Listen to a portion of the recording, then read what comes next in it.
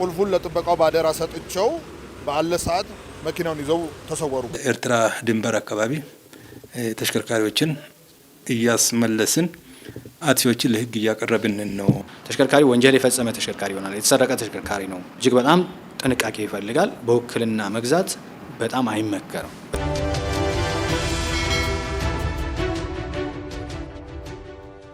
ወንጀል ፈጻሚዎቹ ተሽከርካሪዎችን ከሰረቁ በኋላም መጀመሪያ የነበራቸውን የሰሌዳ ቁጥር በማንሳት ሌላ የሰሌዳ ቁጥር በመለጠፍ ይሸጣሉ። ከዚህ ወንጀል ጋር በተያያዘ ፖሊስ እያከናወነ የሚገኘውን ተግባር በተመለከተና ለዚህ ወንጀል መፈጸም እንደ ክፍተት በሚነሱ ጉዳዮች ዙሪያ የአዲስ አበባ ፖሊስ ወንጀል ምርመራ ዘርፍ የልዩ ልዩና የተደራጁ ወንጀል ምርመራ ዳይሬክቶሬት ዳይሬክተር ረዳት ኮሚሽነር ሽፈራው ጉቱ አብራርተዋል።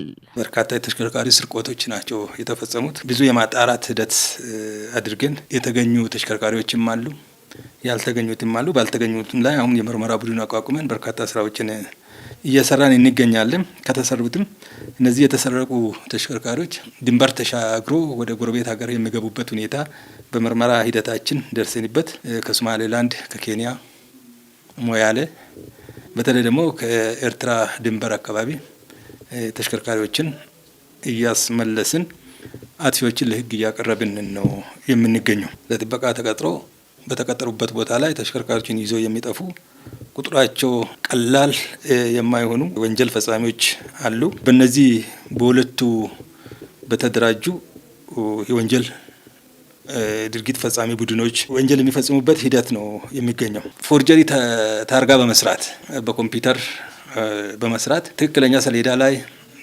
ስቲከር በማድረግ በመለጠፍ እነዚህን ተሽከርካሪዎች ይዞ ከዚህ ከተማ የሚወጡበት ሁኔታዎች ይስተዋላሉ። ከዚሁ ጋር ተያይዞ ሌላ ደግሞ የመንገድ ትራንስፖርት አሰራር ዝገምተኛ ከመሆኑ ጋር ወይም ኋላ ቀር አሰራር ከመሆኑ ጋር ተያይዞ አንድ መኪና ከአንድ ቦታ ወደ ሌላ ቦታ የሚንቀሳቀስ ንብረት ነው። አንድ ሰው ይገዛል። ከገዛ በኋላ ካልተመቸው ሊሸጥ ስለሚችል ስለሚንቀሳቀስ እንደ ሌሎች የመንግስት ተቋማት የመንገድ ትራንስፖርት ተቋምም በኔትወርክ የተሳሰረ ቢሆን እነዚህን ነገሮችን ማስቀረት ይችላልና የሚመለከተው አካል ይህንን ማስተካከል ይገባል ብለን እናስባለን። ከአሽከርካሪና ተሽከርካሪ ፈቃድ አገልግሎት አሰጣጥ ጋር ግንኙነት ያላቸው የከተማ ትራንስፖርት መስሪያ ቤቶች ከተለያዩ ቦታዎች ለተሰረቁ ተሽከርካሪዎች ሐሰተኛ ሰነድ በማዘጋጀት ሰሌዳና ሊብሬ ለማውጣት የሚደረጉ እንቅስቃሴዎች በመኖራቸው ጉዳዩን በተመለከተ የአሰራር ሂደቱ ምን እንደሚመስልና በድርጊቱ በተሳተፉ ግለሰቦች ላይ የተወሰደውን እርምጃ የአዲስ አበባ ከተማ አስተዳደር የአሽከርካሪና ተሽከርካሪ ቁጥጥር ባለስልጣን የተሽከርካሪ ብቃት ማረጋገጥና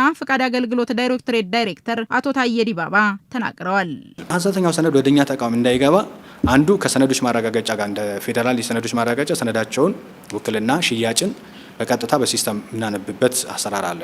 ውክልና ሆኖ መኪና ሰሌዳ ጠፋ፣ ቅድም ባነሳሁት ሰሌዳ ጠፋ፣ ሊብሬ ጠፋ ከተባለ ውክልና ከሆነ ያ ተሽከርካሪ ነው አይደለም የሚለው በባለሙያ ተቋም ላይ ቀርቦ መታየት አለበት። ሌላኛው ውክልናው በራሱ ወካዩ አካል ያውቀዋል ወይ ያን ውክልና፣ ምክንያቱም ውክልናው ራሱ ሐሰተኛ እየሆነ ስለሆነ ማለት ነው። በዚህ አግባብ እነዚህ ነገሮች ቢያንስ ለመቀነስ ጥረት እያደረግን ነው። እነዚህ ሰዎች ግን የጠፋባቸው ትክክል ነው አይደለም የሚለው ነገር ማረጋገጥ ስራ እንሰራለን። ፌዴራል ሰነዶች ማረጋገጫ ከወጣ ሲስተሙን ኦንላይን ኦልሬዲ ከነሱ ጋር በነበረን ስምምነት መሰረት ኦንላይን ማየት ተችሏል።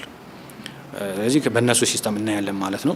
የከፋው ግን ለእነሱም ቢሆን ሐሰተኛ መታወቂያና አሁን ሐሰተኛ ውክልና ከክልል የሚመጣ ውክልና ይዝና ሽያጭ ወደ ፌዴራል ሰነዶች ነው የሚሄደው። ይሄ ነው እየቸገረ ያለው። እንግዲህ በእነሱ በኩል አሁን በጣም በተጠናከረ ሁኔታ የሰነዶቻቸውን በሙሉ እስካን ስላደረጉ የሚለቁልንን ሲስተም ላይ በቀጥታ ነው የምናየው ማለት ነው። አጣራት ነበረባችሁ አላጣራችሁም ብለንም በህግ አግባብ የተቀጡ ሰራተኞች አሉ። በወንጀል ደግሞ ተጠያቂ ሆኑ አሉ። አሁንም በቁጥጥር ስር ያሉ ሰራተኞች አሉ። በቁጥር ደረጃ ወደ 4 ሰው ከስራም ተሰናብተዋል። ወደ 56 ሰዎች ናቸው የተጠየቁ በዘንድሮ ዓመት ብቻ ማለት ነው። ወንጀል ፈጻሚዎች ወንጀሉን በተለያየ መንገድ ፈጽመው ተሽከርካሪዎችን ቢሸጡም ቢለውጡም ከህግ ግን እንደማያመልጡ ይታወቃል። በወንጀሉ በተሳተፉ ግለሰቦች ዙሪያ የተሰራውን ስራ ረዳት ኮሚሽነር ሽፈራው ጉቱ አብራርተዋል። ታርጋ ጋር ተያይዞ ወደ 6 መኪና የሚሆኑ ዘንድሮ ተመዝግቦ ክሱ ቀርቦ አጣርተን ለሚመለከተው የላክንበት ሁኔታ ነው አለ። በተሰረቁ ሰሌዳ ቁጥሮች፣ ሁለተኛ ባዘጋጁት ፎርጀሪ ሰሌዳ ቁጥሮች፣ ሌላ ደግሞ አደጋ ደርሶባቸው የወደሙ ወይም ከአገልግሎት ውጪ ሆነው በኢንሹራንስ የተሸጡ ተሽከርካሪዎች ሰሌዳ በመጠቀም ከከተማ ውጪ እያደረጉ ያለበት ሁኔታ ነው ያለውና ከዚህ ጋር ተያይዞ ዘንድሮ ቢያንስ ከዚህ ጉዳይ ጋር የሚያዙ አለ። በተለይ ውሳኔ ካሰጠነው በ8 መዝገብ 14 ተከሳሾች ላጣርተን ፍርድ ቤት አቅርበን ከ1 ዓመት እስከ 7 ዓመት ከ6 ወር የሚደርስ እስራት የተቀጡበት ሁኔታ ነው አለ። ሌላ ደግሞ በ9 መዝገብ 20 ተከሳሾች ላይ ምርመራ አጣርተን ለአቃቤ ሕግ በማስተላለፍ አቃቤ ሕግ ማረሚያ ቤት ሆነው ጉዳያቸውን እንዲከታተሉ በማድረግ አሁን ፍርድ ቤት እየተከታተሉ የሚገኙበት ሁኔታ ነው አለ። እነዚህ ወንጀል ፈጻሚዎች ላይ እርምጃ እየወሰድን የምንገኝበት ሁኔታ ነው አለ። ለአብነት ያህል በቅርቡ በልደታ ክፍለ ከተማ መቻሬ ኮንዶሚኒየም ግቢ ውስጥ በጥበቃ ሰራተኛ የተሰረቀው የሰሌዳ ቁጥሩ ኮድ 2C 17922 አዲስ አበባ ሃይወንዳይ የሆነ ተሽከርካሪን በኮድ 3 አዲስ አበባ B53617 አዲስ አበባ የሚል የሰሌዳ ቁጥር ተለጥፎበት ፖሊስ ከመቀሌ ይዞ ማስመለሱን በዜና መዘገባችን ይታወሳል። ፈጻሚዎቹ በፈጸሙት ወንጀል ውሳኔ መሰጠቱን የልደታ ክፍለ ከተማ ፖሊስ መምሪያ የከፍተኛ ፍርድ ቤት አካባቢ ፖሊስ ጣቢያ ወንጀል መርማሪ ዋና ሳጅን ሰለሞን ይመር ገልጸዋል። የግል ተበዳይም አቶ ደሳለው ተመቸ የነበረውን ሁኔታ ገልጸው ንብረታቸው በመመለሱ አመስግነዋል። መቻሬ ኮንዶሚኒየም ተብሎ ከሚጠራው ግቢ ውስጥ የጥበቃ ሰራተኛው ከሌሎች ግብረ አበር ከሆኑ ሌቦች ጋር በመመሳጠር መኪናውን ከግቢ ሰርቀው ያወጣሉ። ተሰውረው አዲስ አበባ ውስጥና በተለያዩ ቦታዎች ላይ ተደብቀው የነበሩ ሲሆን እነዚህንም ባደረግነው የምርመራና ክትትል ሂደት ሙሉ ተጠርጣሪዎችን ይዘን በመጨረሻም መኪናውን ከመቀሌ በማምጣት ታምራት ተስፋዬ፣ ቸሩ ደግሰው ውሳኔ ተሰጥቶባቸዋል። ተጠርጣሪዎቹም ከአንደኛ ተጠርጣሪ ጀምሮ ከ9 ዓመት ጽኑ እስራት እስከ 6 ዓመት ከ8 ወር ጽኑ እስራት ብይን አግኝተዋል ማለት ነው። ጥበቃው ማታ ላይ ስንገባ መኪና ተደራርቦ ስለሚቆም ቁልፉን ጠዋት ወይ ደግሞ ሌሊት የሚፈልግ ሰው ካለ በሚል ቁልፉን ለጥበቃው ባደራ ሰጥቸው ባለ ሰዓት መኪናውን ይዘው ተሰወሩ። በወቅቱ ከፖሊሶቹ በተነገረ መቀሌ ተባለ አብሬያቸው ሂጄ ነበረ።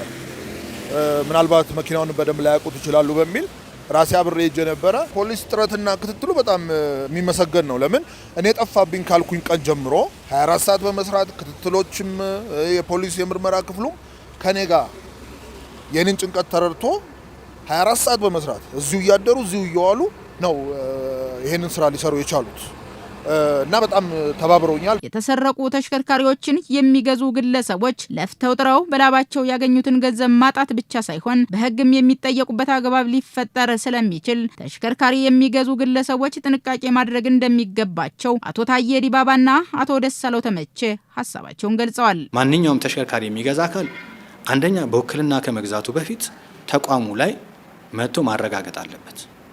ሁለተኛ ሰነድ የመመዝገብ ስልጣን የተሰጠው የሰነዶች ማረጋገጫ ባለስልጣን አለ፣ ኤጀንሲ አለ።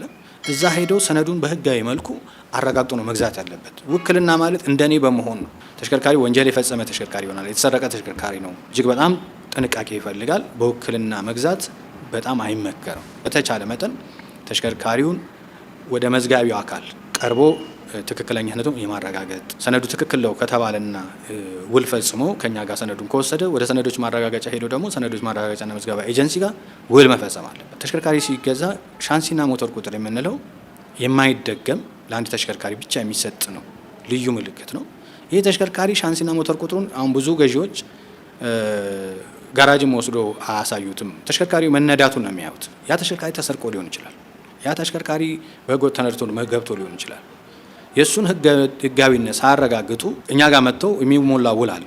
ሻንሲና ሞተሩን በራሴና በባለሙያ አረጋግጬ በሊብሬው ላይ በተገለጸው አግባብ ትክክል መሆኑን አረጋግጬ ገዝቻለሁ ይላሉ። አንድ ለውጥ ለማድረግ ሲመጡ ሻንሲና ሞተር ቁጥሩ ሲመረመር የተመታ ነው ማለት። ይህ ተሽከርካሪ በተመሳሰለ ወይ ደግሞ በነባር መኪና ስም የተሰራ መኪና ነው ማለት። እንዲህ አይነት ነገር ላይ ዝም ብሎ ተማምኖ መግዛት በዛሬ ጊዜ በፍጹም አይመከርም።